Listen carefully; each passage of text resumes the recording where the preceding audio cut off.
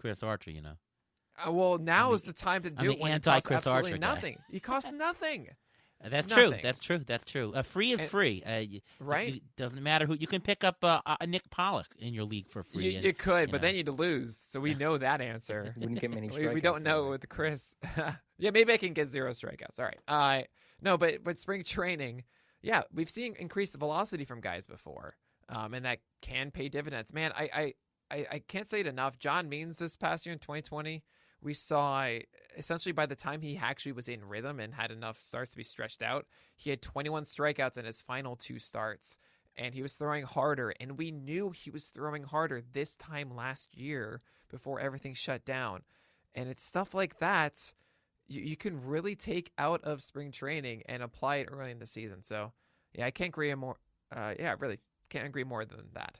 Yeah, the two things that come to mind for me is, does a pitcher saying, I have a new pitch? That's always interesting to me.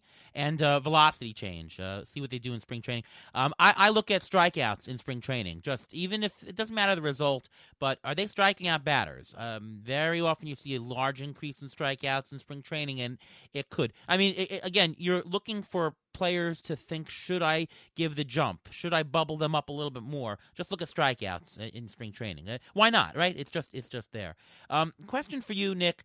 I'm a projection guy, obviously, and Alex Chamberlain wrote a nice article for Fangraphs a week ago talking about guys like Kyle Hendricks, and projections don't really predict Kyle Hendricks well. They always overestimate his ERA, and Chamberlain was, pointing out that, he might have induced weaker contact, or there's some things that pitchers have more control over, the elements that projections do not give credit for, right? Projections make things that seem random, whereas in fact, they do control, and that's why they can be better or worse. It goes the other way than any other pitcher.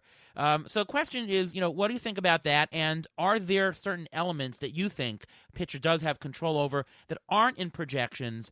And maybe a couple of names, if you even have, as to somebody you think that should be a little bit undervalued based on what ATC would say, let's say. Okay, so the main problem with projections, and I'll be honest, Ariel, you do such an amazing job with them. I hate projections, and because I don't feel, maybe actually with what you introduced today, it'll tell a better story of the volatility and the ups and downs and kind of the range of cases, right? It doesn't tell the story of what it's like to be a fantasy manager for the entire year. Rostering that player, because we make this assumption that we get a guy and all of a sudden that's my stats for the year for this player, and we kind of forget, like, well, wait, if he's not doing well in April, am I going to keep the faith of this projection for the next 5 months to get that number? Probably not in many cases. Anyway, that's another ramble. There is no good stat for command. There just isn't. There's a control stat of walk percentage, and we like to think that weak contact is command, but there really isn't. There isn't this amazing statistic that outlines how good a pitcher is putting the ball where he wants with what kind of movement. And Kyle Hendricks is very good at that. And it doesn't surprise me at all that we see projection systems not like him because of that. Someone else that is undervalued, though, that's a great question. I'll be honest, I don't go after projection systems a lot. Like, for example, I'm putting out my top 200 starters on Tuesday, and I've tried my best to avoid as many rankings as possible so I'm not diluted or biased looking at others.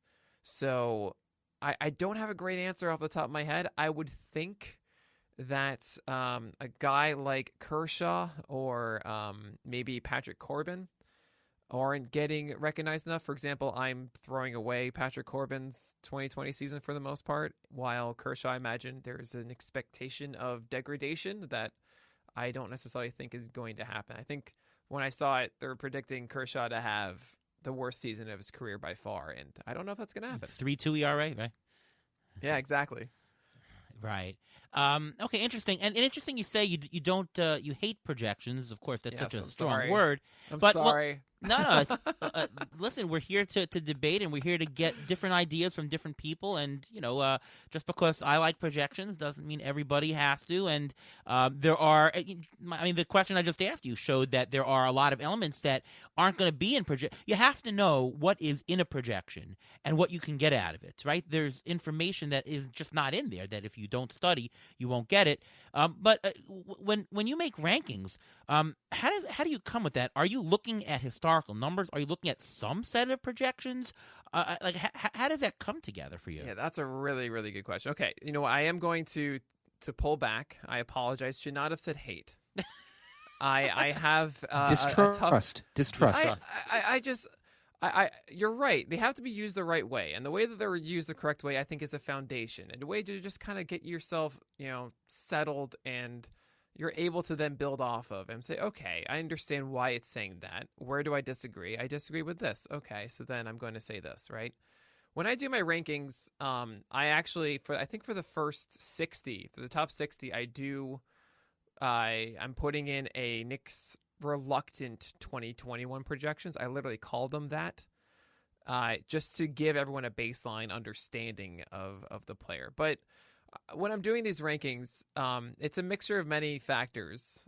One is how much volume do I expect, which is like the hardest thing to understand and project properly. What is volume?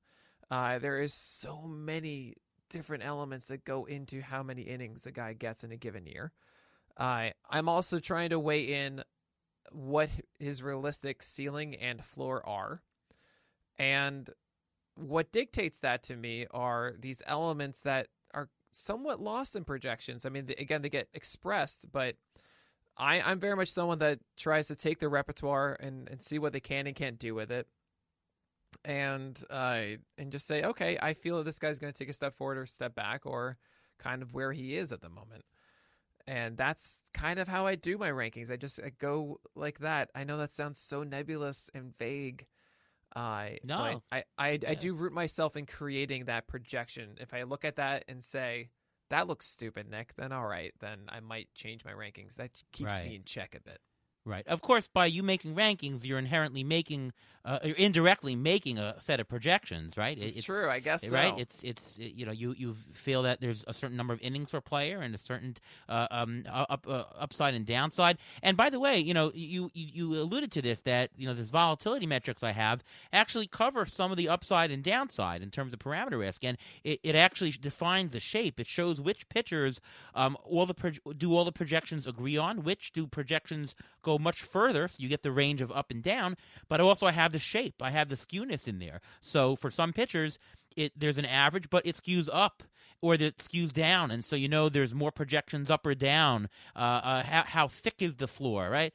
So maybe that it is a step in the right direction that will make you love projections even more. Well, okay, like them more is a very good way of saying. I'm trying to balance you out, Nick. I love it. Okay, let's go to Ruben first in this one. We're talking about 2021, and with you have the short season, you have COVID going on, so 2021 just feels like a slightly different season. It's not like we're doing the same thing over and over, and let's just find these guys. We have to account for a couple of different things that we didn't before. And some of it has to do with COVID, but some of it has to do with the fact that analytics are now being a larger part of what teams look at, and the game is changing itself. So let's talk a little bit about a few of these aspects that come up. One is, Ruvain, our team's going to go more to a six-man rotation. That more has to do, I think, with COVID and the fact that we have a short season. But are you going to see more six-man rotations, and how would that affect fantasy baseball? I definitely think they're going to be more six-man rotations, and a couple teams already mentioned they're going to do six-man rotations. First of all, with a six-man rotation, you're going to lower the total innings that each pitcher is going to have to pitch, which means their workload is going to be lower, which is what a lot of teams want, especially the younger pitchers, because a lot of these pitchers didn't pitch that many innings last year, and they don't want them to break down, and that's very important. Now, how that affects fantasy very important. There are less starts for each starter. The middle relievers get more time. There are less wins available for the starters. Less strikeouts should be into projections if they know they're going to have a six-man rotation. Like we mentioned in the podcast before, Shohei Ohtani, what is he going to be worth if he's pitching in six-man rotation?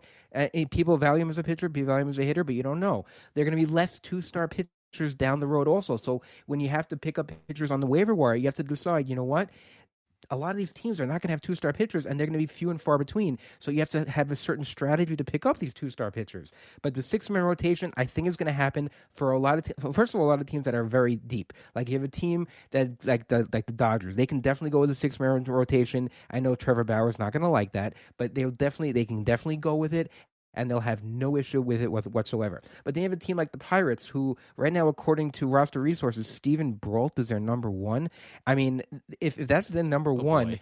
how are they going to Mitch have a Keller. six-man rotation? What are they doing? I mean, it doesn't make any sense. Now, if there's another team like the Orioles, they want to see what they have. They want to bring up the pitchers. Or the Tigers, they want to see what prospects they have. They're going to throw out those pitchers on a six-man rotation. And you know what? Those pitchers can, if they're not going to pitch the full 5 innings, 6 innings, they can still come in and throw them maybe on their day off and come in. You may see some weird things this year just because of the innings issues from last year. Yeah, I think there's going to be a distinction between teams that are going for it and not going for it, and I think you'll see a more traditional 5-man rotation, other than maybe the Dodgers, for teams that are going for it. But I mean, who are we kidding me? With all the injuries, I mean, Ruvain, I can't. I don't have to remind you about injuries.